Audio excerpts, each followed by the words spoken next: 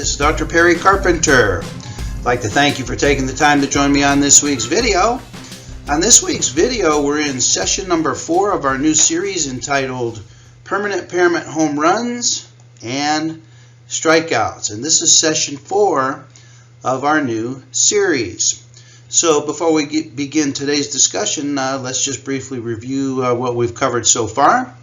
In session number 1, we talked about the philosophy of Alvarez and Guzman and how now, unlike any other prior time in QME history, QMEs have unprecedented omnipotence in being able to provide for permanent impairment ratings for what they feel is the most accurate permanent impairment rating of the examinee's condition. The only requirement that's imposed upon us is, number 1, that we retain and restrain our permanent impairment descriptions to within the 4 corners of the AMA guides. In other words, our impairment opinion must come from within the 4 corners of the AMA guides, so that's number 1. And then number 2, whatever permanent impairment opinion that we provide, the opinion must constitute substantial medical evidence. In order for your opinion to constitute substantial medical evidence, it must follow a 4-part procedure. Step number 1, you must provide a permanent impairment rating first under the strict application of the AMA guides. Step number 1.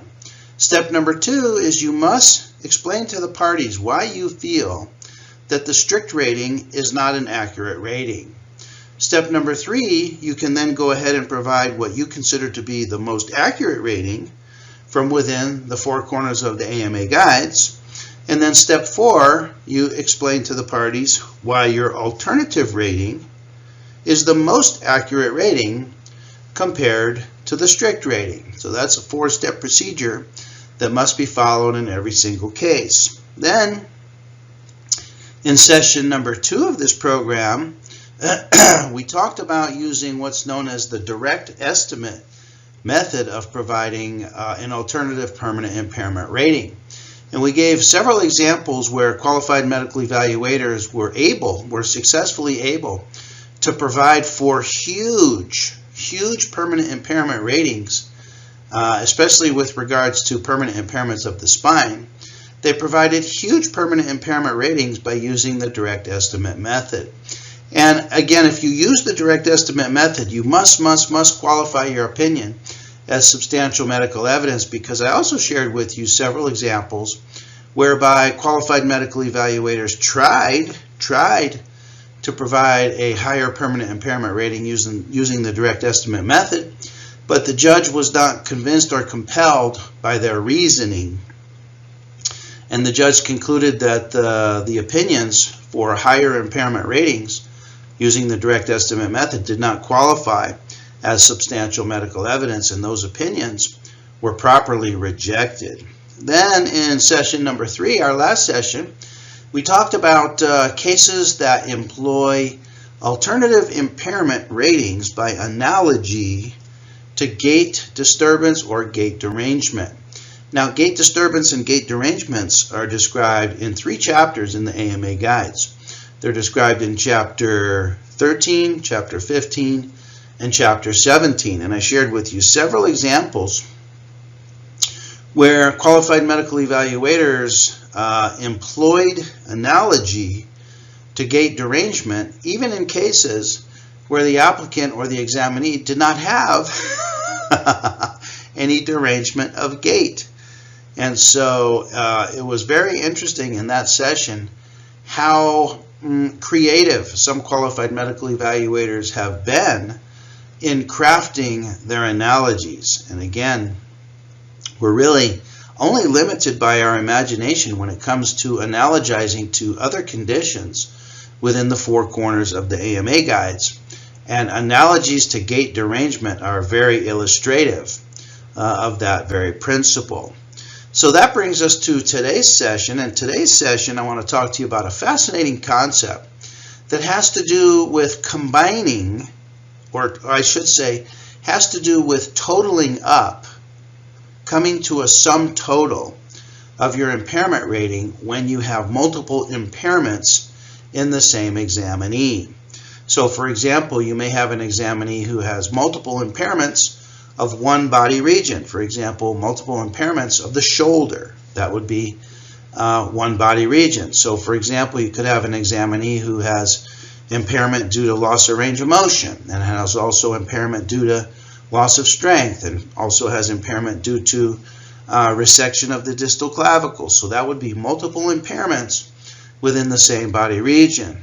And also, when you have examinees who have multiple impairments due to multiple body regions, such as an examinee who has impairment of the cervical spine, has impairment of the right shoulder, and also has a third impairment of the, say for example, the lumbar spine. So that would be multiple impairments of multiple body regions. Well, when it comes to totaling these impairments to arrive at a final total whole person impairment rating, the scheduled rating under the AMA guides, which uses the combined values chart for combining these impairments.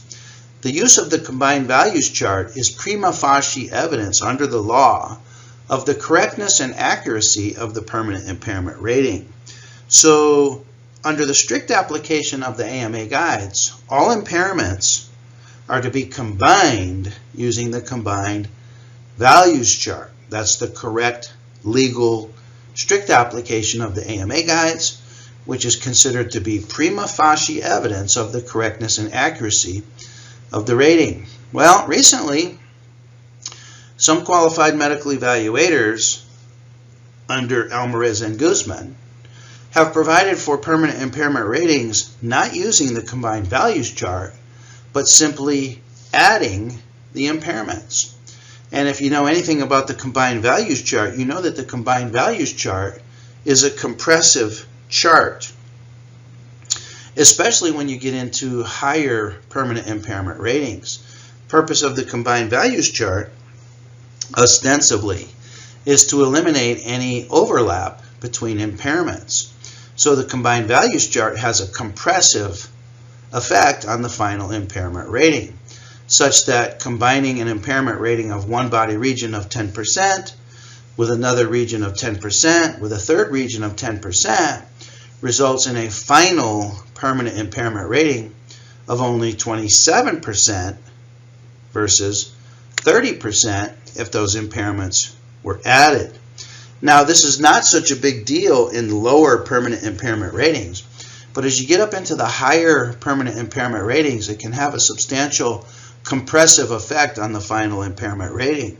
And the final compressive effect is magnified and multiplied when our permanent impairment rating that we provide as qualified medical evaluators is adjusted at the disability evaluation unit. When it's adjusted for age and occupation to come up with the final disability rating, then the impact of these few percentage points compressive reduction of the combined values chart can have a big impact on the examinee's final permanent disability rating and, of course, on their final permanent disability award in terms of its monetary value. So I want to talk to you today about adding versus combining impairments. I'll share with you several cases that have successfully employed adding impairments compared to combining those impairments. And I'll share with you some ideas from both the applicant attorney's perspective and the defense attorney's perspective as well. So with no further ado, let's discuss three significant cases that perfectly illustrate these principles. Okay, the cases that I want to share with you today include the Kite versus East Bay Municipality Utility District, the LeCount versus Los Angeles County case, and the Miller versus Schroer and Graff case. Now, I want you to pay particular attention to today's discussion because it seems that applicant attorneys are referencing these cases more and more in their cover letters to us as qualified medical evaluators. And the philosophy is that applicant attorneys want to preempt us and precondition us to consider adding the permanent impairments versus combining the permanent impairments. So they reference these cases to sort of put the idea in our head that in the case that the examinee should end up with permanent impairment, they want to share with us the precedent-setting cases wherein the impairments have been successfully added, which then makes a significant difference in the lives of the examinee and then also, of course, in the lives of the applicant attorney. So you're going to see these names referenced in your cover letters. You're going to see specifically the Kite versus East Bay Municipality District. You may also see the LeCount case. And then with lesser frequency, it seems the attorneys are referring also to the Miller and versus Strohr and Graff case, but to a lesser frequency than these first two cases. So as an example, I want to read to you several passages from a recent cover letter that I received from an applicant attorney. And this cover letter came, as expected, immediately after the issuance of the QME report. So in the QME report, I provided a permanent impairment rating of 3 regions of the body, of the cervical spine, of the lumbar spine, and of the shoulder. So this fits our criteria of multiple impairments of multiple body regions. And just as a reflex, the applicant attorney issued this follow-up letter and this follow-up request for supplemental report. She states that you will recall that you evaluated my client in your capacity as the panel QME and issued your most recent report on 11/13/18. You provided ratings of 5% for the cervical spine, 5% for the lumbar spine, and 8% for the shoulder. And then she goes into the philosophy of adding versus combining multiple impairments. She states, as you know, we would normally combine disabilities to multiple body parts using the combined values chart. The combined values chart has a compressive effect. Thus, for instance, the unadjusted value of all of Mrs. Jones' ratings, if combined using the combined value chart, would equal 17%, whereas if they were added, they would equal 18%. So 17% is what results when you combine impairments of 5% with 5% with 8%. You can see 5 plus 5 plus 8 is 18, but the combined values chart has a compressive effect in this case of 1% whole person impairment. Now you might think to yourself, well, what in the world? What is all this trouble about 1% whole person impairment? Well, the applicant attorney tells us that this 1% discrepancy is even greater after the disability evaluation unit takes this 17% and adjusts that for age and occupation to come up with the final permanent disability rating. The difference is greater than just 1% when using 17% as the impairment rating compared to using 18% for the impairment rating. So even 1% difference can make a big difference to the examinee as well as to the applicant attorney. She goes on and says we're not obligated to use the combined values chart in all cases. If it makes more sense to simply add the various body part disabilities. And this was explained in the cases of Kite, LeCount, and Miller. And we're going to go over those cases. She says, in this case, since there are multiple body parts injured, and since Mrs. Jones cannot effectively favor one body part over the other, for instance, by altering the way she lifts things, do you feel that the various disabilities should be added to avoid the compressive effect in order to better represent the injured worker's level of disability? Another way of asking this would be, if the injured worker has 5% cervical spine injury, it should say impairment, why would that be worth any less just because he or she also has a lumbar spine injury or a shoulder injury? In fact, between the different body parts, there may even be a synergistic effect requiring a multiplier effect to fairly represent the impairment. So the philosophy of adding the impairments versus combining the impairments is that impairment of one body region can contribute to impairment in another body region. And in this example, she gives an example of lifting activities. So for example, with lifting activities, lifting involves the lumbar spine. We know that, okay? Lifting also involves the upper extremities and the shoulder. We know that. Well, imagine a person, an examinee, who has an impairment of the lumbar spine that affects lifting. Let's say this examinee goes to lift an object from the level of the floor with an impaired lumbar spine. Well, because the lumbar spine is impaired, this examinee is going to compensate for the lumbar spine impairment by employing more upper extremity activity in the lifting of the objects.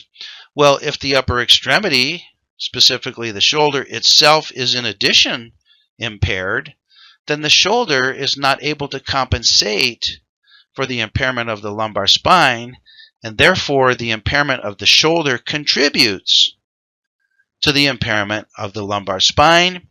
And this contributory effect or synergistic effect of multiple impairments on each other is not accounted for when the permanent impairment ratings are combined,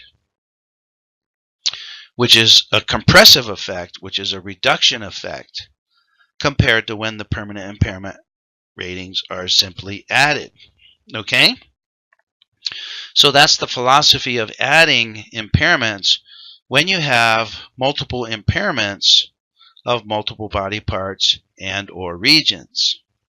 So in this cover letter, she continues, and she really drives the point home by giving an analysis of both the Kite and LeCount cases.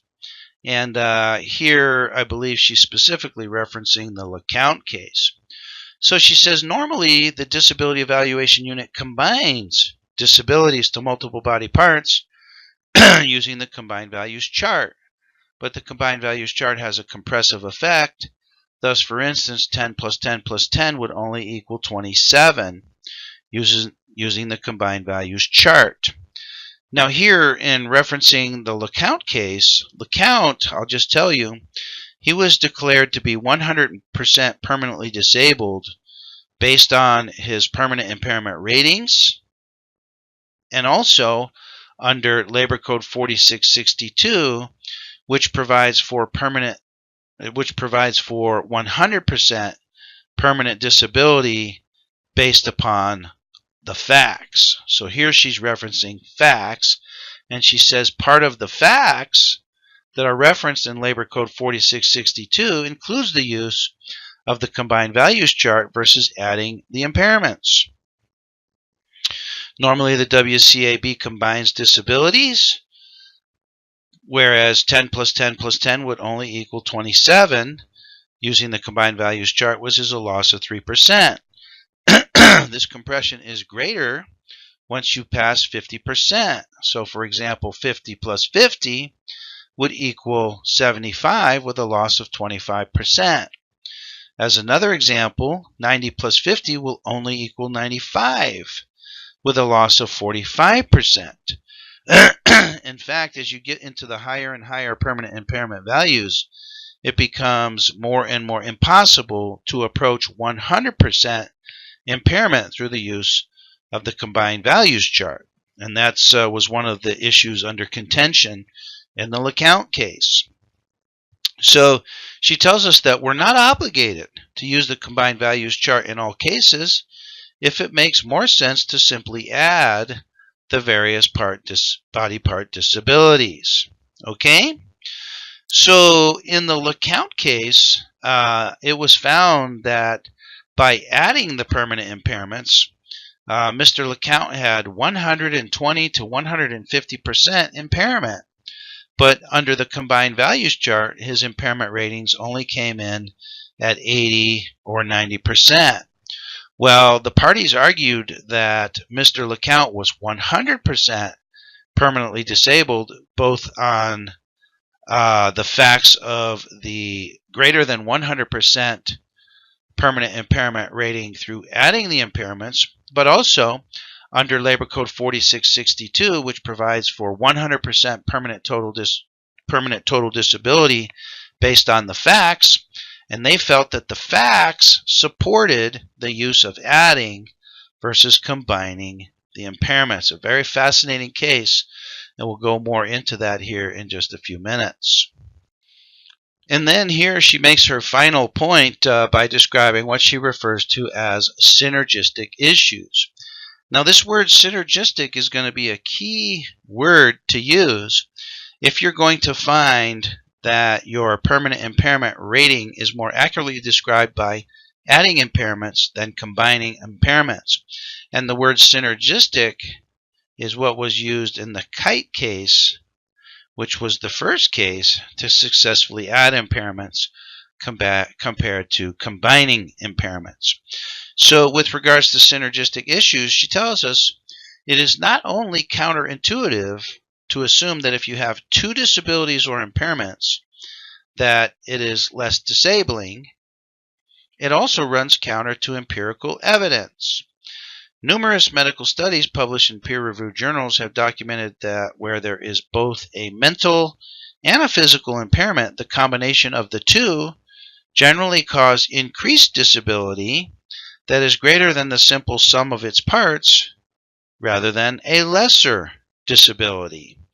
The combined values chart is designed to deal with overlap, but in an impairment rating, what is the overlap between an orthopedic impairment and an internal impairment or a psychiatric impairment?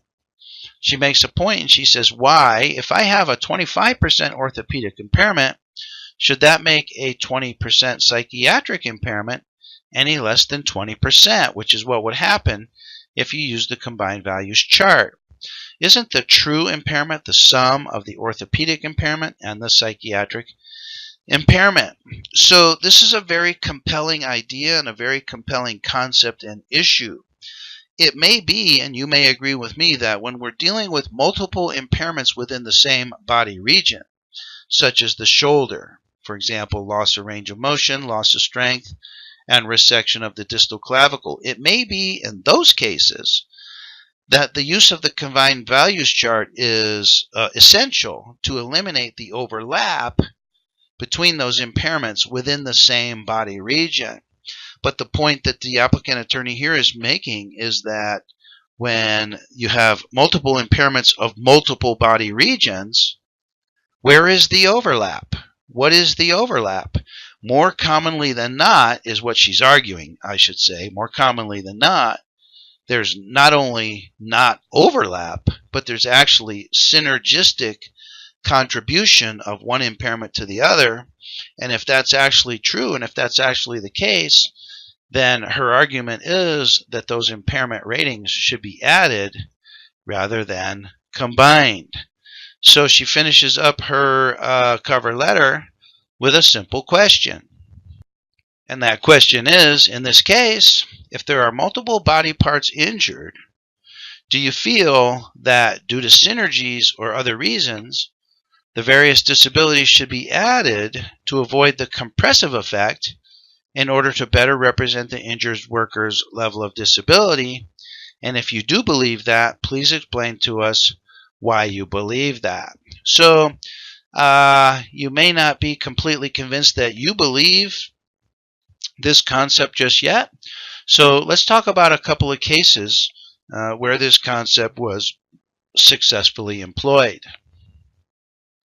Okay, so let's talk about the Kite versus East Bay Municipal Utility District. And you're going to see this case referenced over and over and over again, either in the cover letters that you receive or in requests for supplemental reports, because this was the case that seemingly started it all when it comes to adding versus combining impairments. Well, Kite suffered injury to both hips. He had replacement of one hip and then had replacement of the other hip approximately 2 years later. And when he was declared to be permanent and stationary, the QME provided for 20% impairment of each hip, because each hip had undergone hip replacement, and the permanent impairment rating under the strict application of the AMA guides simply has to do with the results of the hip replacement. So both hips rated at 20%. Well, the QME added versus combined the impairments to each hip for a total of 40% whole person impairment. And using the combined values chart, the final impairment rating probably would have been somewhere closer to 36%, maybe 35%. But because of the compressive effect, and because each of these impairment ratings are fairly high at 20%, there would have been a substantial compressive effect of these impairment ratings. But he added them to total 40% whole person impairment. Well, the defendant sought reconsideration on the substantiability of adding the impairments versus combining the impairments. The defendant did not have any objection to the 20% for each hip impairment rating. The objection was that the impairment ratings should be combined according to the scheduled rating from the AMA guides, versus the alternative rating under Alvarez and Guzman of adding the impairments. Well, the WCAB upheld the alternative rating, which allowed for adding versus combining the impairments. So let's see what the judges had to say about this. Well, the judges took a hard look at the qualified medical evaluator's reasoning for adding the impairments compared to combining the impairments, and they reviewed his reports wherein he stated, "I do find that there is a synergistic effect of the injury to the same body parts bilaterally versus body parts from different regions of the body." So in this case, we had the same body part, which was the hip, bilaterally, versus body parts from different regions of the body, say, for example, a wrist and maybe the lumbar spine. He says, in this case, it is my opinion that the best way to combine the impairments to the right and left hips would be to add them versus using the combined values chart, which would result in a lower whole person impairment. Well, the case came on for trial over the extent of permanent disability and whether defendants' tardy return to work offer. That's not the part of our discussion here. He says, the judge says, "I found the QME's reasoning in favoring synergy over reduced combined disability to be persuasive, and I awarded the disability that he recommended." So here the judge found the qualified medical evaluator's reasoning to be compelling. And let's talk about what that was based upon. And here's where the qualified medical evaluator established the precedent-setting thinking that now contributes to the philosophy of combining impairments versus adding impairments, or I should say adding impairments versus combining the impairments. The judge stated that when turning to the QME's determination that simple addition of applicants' left and right hip impairment provides a more accurate description of his overall impairment than application of the reduction formula under the combined values chart, the opinion of the qualified medical evaluator was that there is a synergistic effect of one hip injury upon the opposite hip injury. To this, the judge says, "I agree." He says, "It appears logical that a person who is able to compensate through the opposite member for an injury to one limb is to some extent less disabled or less impaired than someone who cannot so compensate." So in this case, because the examinee had bilateral hip impairments, there's no way for one hip to compensate for the other impaired hip. If you have an impairment of your left hip, naturally you're going to compensate with the right hip, and the right hip is going to bear more weight and it's going to employ more movement than the impaired opposite hip. And so the unimpaired hip picks up the slack or compensates for the impaired hip. Well, that compensatory relief is absent when the opposite member is similarly impaired. So in this region, for this reasoning, the one impairment has a synergistic or contributory impact to the other impairment, and for that reason, the qualified medical evaluator opined that the impairment should be added versus combined. And the judge says, I remain persuaded that the QME has appropriately determined that the impairment resulting from applicant's left and right hip injuries is most accurately combined using simple addition than by use of the combined values formula. So what's important about this case is that it involved bilateral same body parts. So this is an example of when you can employ adding impairments compared to combining impairments is when you have same body part injured bilaterally. As we're going to see, it also works and also can be employed when you have multiple impairments of multiple and different body regions, which we will see in our very next case, which is the LeCount case.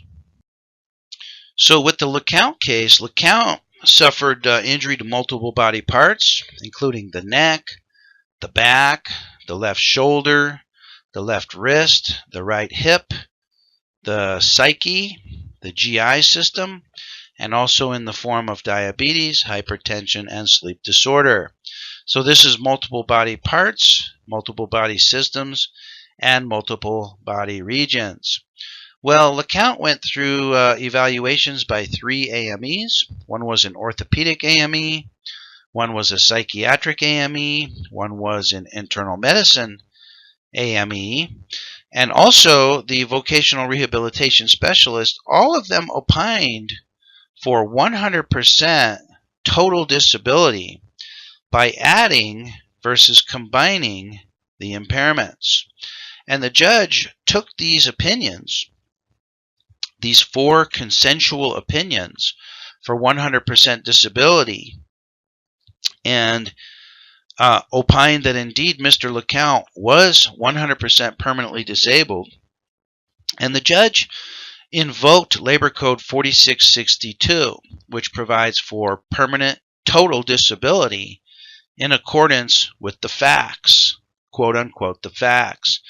Now, there's several scenarios that can provide for 100% or total disability. Number one is loss of use of both eyes, or loss of vision is a 100% total disability. Also, loss of use of both hands, or loss of both hands, is a 100% disability. Well, Labor Code 4662 also provides for 100% total disability when the facts, based upon facts, when the facts support a conclusion for 100% disability. So what are those facts? Well, those facts vary from case to case, and in the LeCount case, the facts that the judge relied upon was that based on the opinions of 3 evaluators and 1 vocational rehabilitation specialist, all of them opined for 100% disability, even though the permanent impairment ratings combined, using the combined values chart, to only 80 to 90% permanent impairment. They opined that by adding those impairments, certainly the impairment rating would be well over 100%, which would justify a conclusion for Mr. LeCount to be 100% permanently disabled. So let's go over some of this analysis in the LeCount case. So the orthopedic AME, he provided an initial impairment rating. He provided for 27% for the lumbar spine, 4% for the left shoulder, 1% for the left wrist, and 20% for the right hip. And he ran those numbers through the combined values chart, and he came up with 46% whole person impairment. He provided a 3% pain add-on to come up with a 49% whole person impairment under the strict application of the AMA guides. This is specifically according to the scheduled rating under the AMA guides, which is considered to be prima facie evidence of the accuracy of the permanent impairment rating. Well, that wasn't all that the orthopedic AME had to say. The orthopedic AME then provided some alternative impairment ratings under Alvarez and Guzman, including a new impairment rating for the cervical spine, increased rating for the lumbar spine, increased for the shoulder, increased for the hip, and when he added all of those up, those came to 120% whole person impairment simply for the orthopedic conditions. However, using the combined values chart, these amounted to only 80% whole person impairment.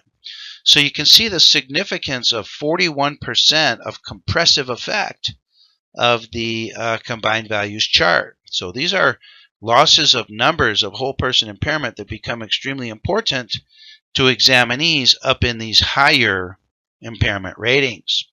So he concluded that 80% using the combined values chart was a conservative estimate under the strict application of the AMA guides of the examinee's orthopedic impairment. Well, then the orthopedic impairment, which began at 121% by adding the impairments, the orthopedic impairment then had to be combined with psychiatric and internal medicine impairments. So let's see what happened there. So the judge took all the impairment ratings and applied apportionment to all the ratings. So these ratings that we're going to talk about are after apportionment. These are the compensable ratings here. He found 80% for the orthopedic rating, 30% cardiovascular rating, 28% sleep disorder, 26% psychiatric, which if they were all added would certainly exceed 100% disability, thereby providing Mr. LeCount with an award of 100% or total disability. But according to the compressive effect of the combined values chart, the rating would only be 93%. And it's interesting to note that even someone, a complete quadriplegic like Christopher Reeve, would not qualify for 100% total disability through the use of the combined values chart. He would still come in somewhere only in the 90%, but certainly according to the facts, Christopher Reeve would qualify as 100% totally disabled. Certainly would qualify for that under Labor Code 4662 due to complete loss of use of the hands. Okay? But anyway, this became the basis for the judge to conclude that if the impairment ratings were added compared to using the combined values chart, which clearly there's evidence that each of these impairments have a synergistic effect on the other, that Mr. LeCount would certainly be 100% totally disabled, whereas under the combined values chart, it becomes almost impossible to qualify for a 100% disability. So let's follow the judge's reasoning in concluding that Mr. LeCount was 100% totally disabled. He stated that if the combined values chart of the applicable schedule were applied, the combined disability for this injury alone would be 93% permanent partial disability after apportionment to non-industrial causation.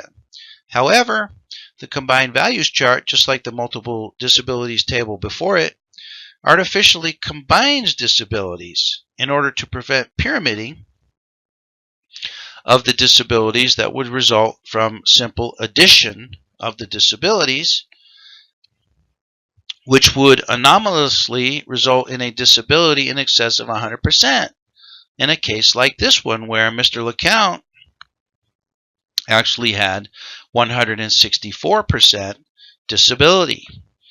Therefore, the combined values chart and the multiple disabilities table have always been considered guides only. And he references some cases wherein the courts concluded that the combined values chart shall be a guide only. He goes on and he says, moreover, Mr. LeCount is found totally disabled in accordance with the facts under Labor Code Section 4662.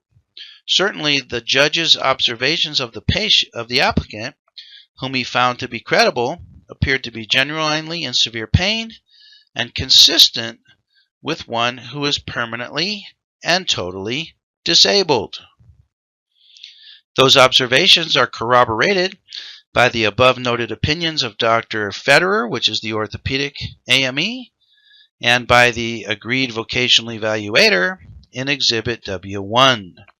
Moreover, as Dr. Federer noted, even a quadriplegic like Christopher Reeve would not be deemed 100% disabled under the AMA Guide's application of the Combined Values Chart. Therefore, in light of the fact that the Combined Values Chart is merely a guide, and there is sufficient evidence to support a finding of permanent total disability caused by this injury, which there would be if the disabilities were merely added. In other words, they would reach 164% if the disabilities were added, rather than combined, which combines to 93%. It is found that this injury caused permanent total disability even after apportionment to non-industrial causes. Okay, so very interesting. In this case, the judge considered that adding the disabilities was consistent with the opinions of the medical evaluators that this particular examinee, Armand LeCount, was 100% disabled and could not return to the open labor market.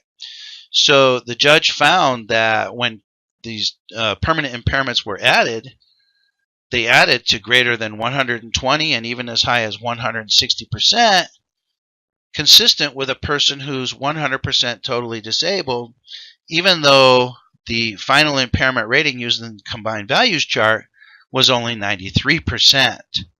So the permanent impairment ratings of greater than 100% weren't the only facts that contributed to the conclusion that Mr. LeCount was 100% disabled, but it did contribute, and it established a precedent along with the Kite case for, in specific cases, for adding the permanent impairment ratings compared to simply combining them with the Combined Values Chart.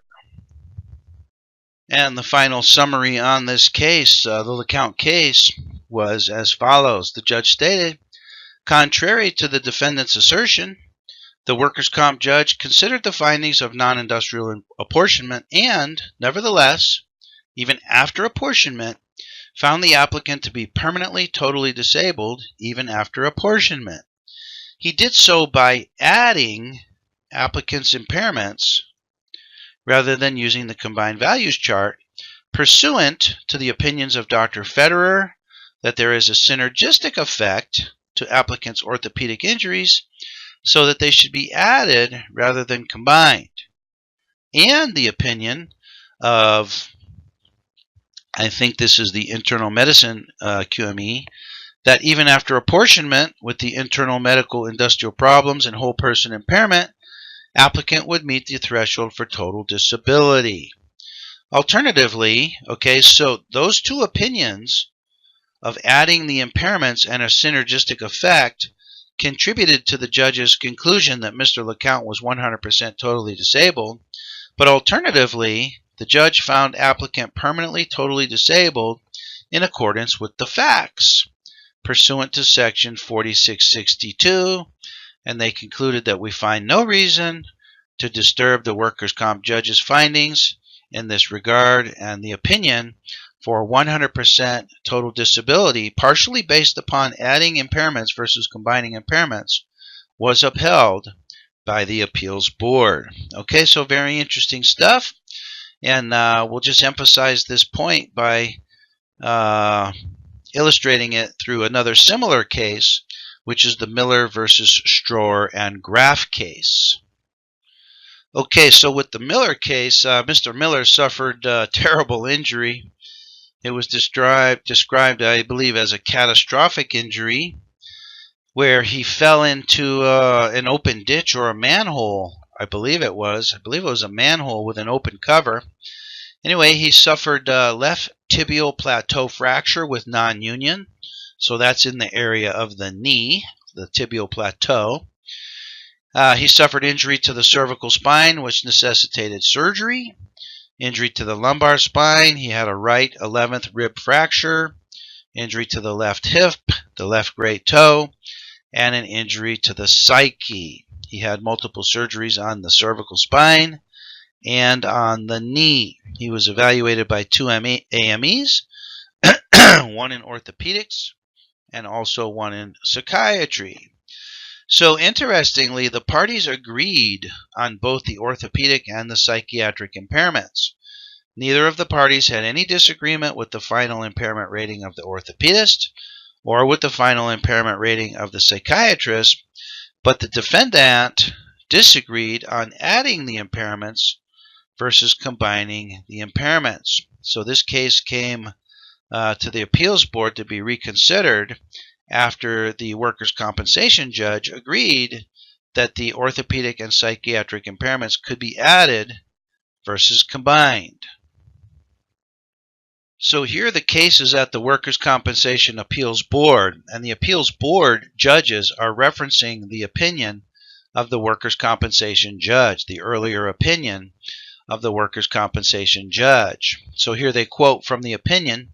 They say that Dr. Lieberman, which was the psychiatric AME, stated 3 times that adding the psychiatric disability to the combined orthopedic injuries would give a more accurate rating than simply combining the psychiatric disability with the orthopedic disability or the impairment. So Dr. Lieberman is going to make a case that the psychiatric disability has a synergistic impact or contributes to the orthopedic impairment, and for that reason, the psychiatric impairment should be added versus combined with the orthopedic impairment rating. So the AME stated in his final report that he had authored 2 supplemental reports in which he opined that the combined values chart would not be the most accurate method of expressing Mr. Miller's residual disability. In his last report, he stated for the 3rd time that an additive approach of the psychiatric disability to the combined orthopedic disability would be more likely to be accurate to assess the patient's true residual disability for all factors. So it's interesting, the orthopedic evaluator found multiple orthopedic impairments, but he used the combined values chart to combine those impairments.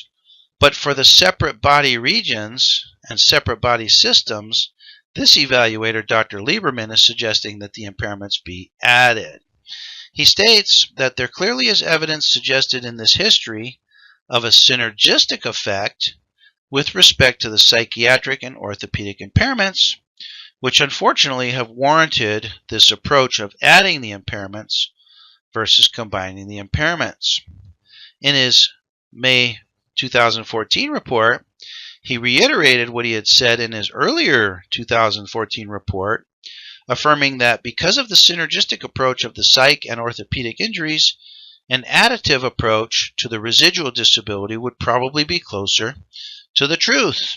And the appeals board tells us that the Kite case, which we just reviewed, is the only case that has any precedential value on this issue. So the Workers' Compensation Appeals Board is going to use the results of the Kite case to help them opine on this current Miller case. So Dr. Lieberman, the psychiatric evaluator, is going to make a case that there's a synergistic effect of the psychiatric impairment upon the orthopedic impairment. And he states it here. He states, Dr. Lieberman describes in detail the difficulty Mr. Miller was having with the treating physician's tapering of medication for the orthopedic condition. Okay, so think of this. Mr. Miller is going through medical treatment with the medical orthopedist for orthopedic condition, and the orthopedic physician is tapering down Mr. Miller's usage or provision of medication.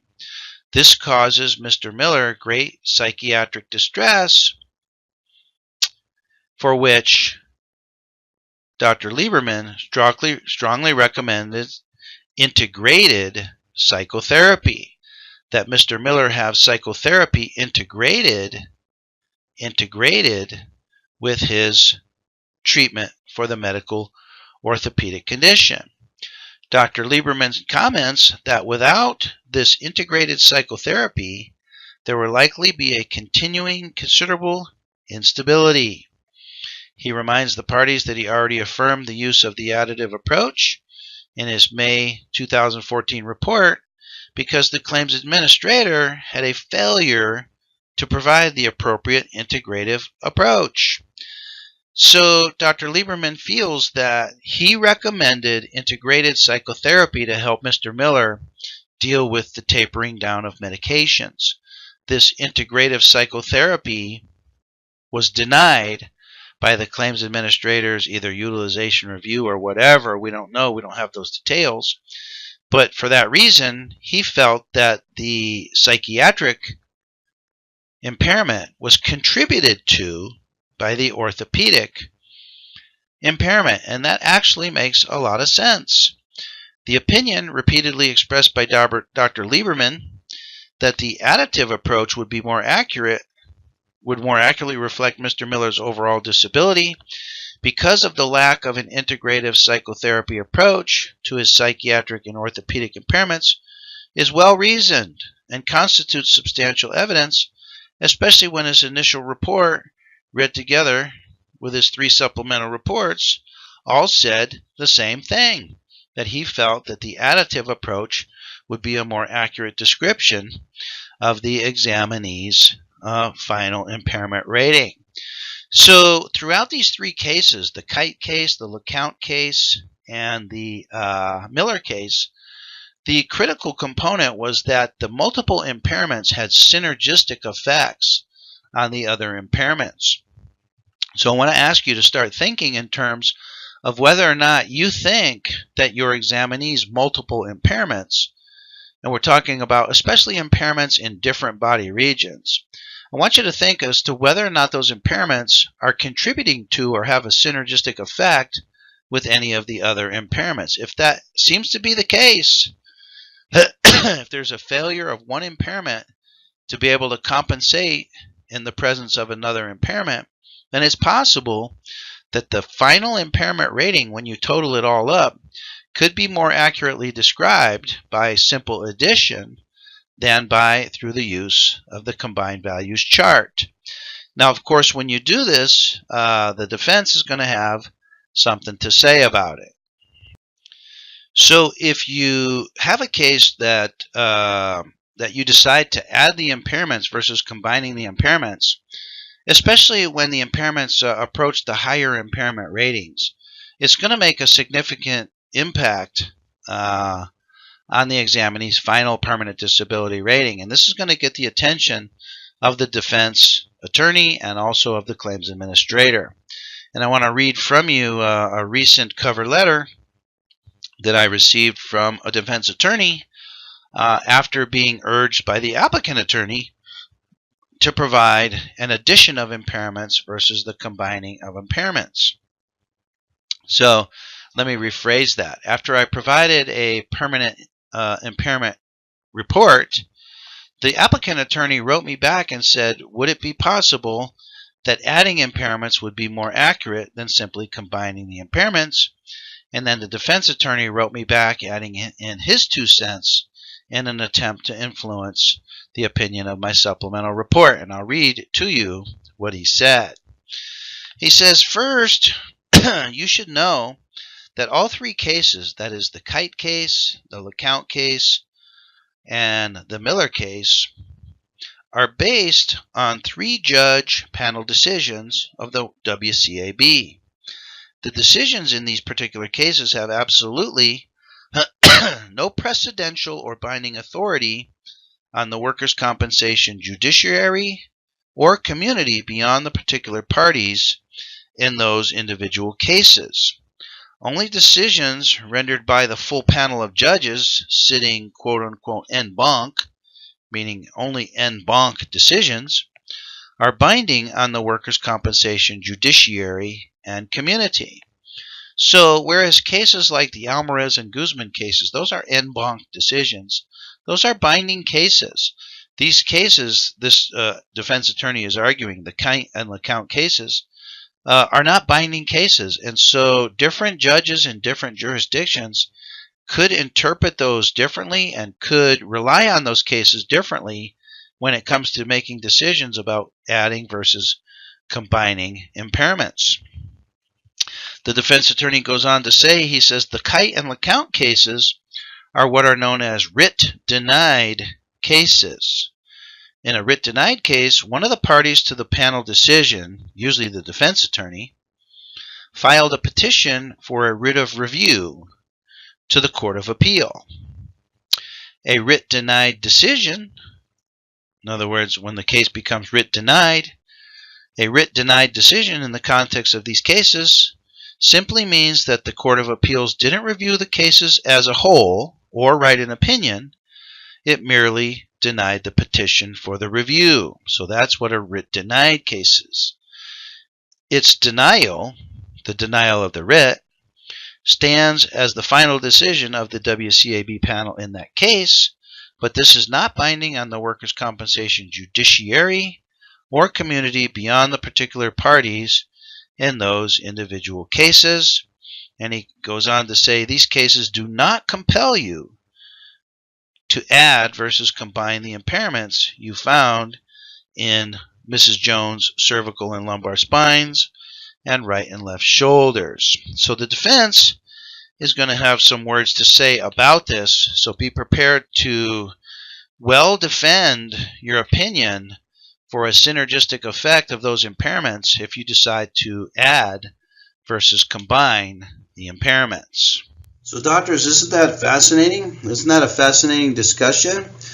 You can see that under Alvarez and Guzman, the potential for permanent impairment ratings to escalate is seemingly an exponential function. Meaning, let's say, for example, you have a permanent impairment rating of the cervical spine and another permanent impairment rating for another body part, such as a left wrist, for example. And you employ analogies and alternative impairment ratings for each of those body regions that elevate the permanent impairment rating for each region. The combined elevation under the alternative impairment ratings is significant. And then if you add in the possibility that one impairment could have a synergistic effect on the other impairment, and then you employ the addition of impairments versus the compressive effect of the combining impairments under the combined values chart, can you see that these permanent impairment ratings can very quickly escalate? They can double, triple, quadruple, and we've had examples of those, including the example of Mr. LeCount, who was determined to be 100% permanently disabled, whereas an examinee like Christopher Reeves, under the strict application of the AMA guides, would not qualify for 100% permanent disability. And Mr. LeCount, although he was in rough shape, was certainly a lot better able to function in activities of daily living than Christopher Reeve.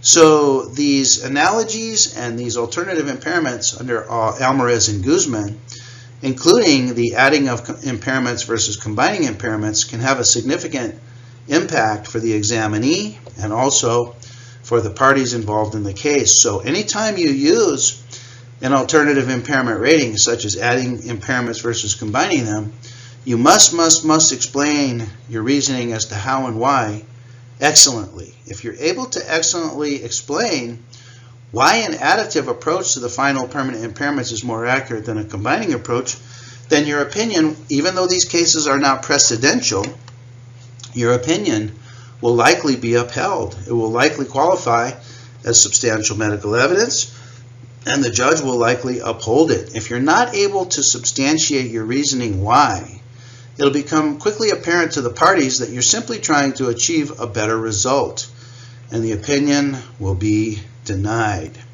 So doctors, I hope this helps you in your arsenal of options for providing for permanent impairment for your examinees. There certainly is no limit to the types of alternative impairment ratings that can be found within the four corners of the AMA guides, and adding the impairments versus combining the impairments takes the omnipotent power of the QME to a whole new level. So I hope this helps you, and I hope you can employ some of these ideas in your upcoming evaluations.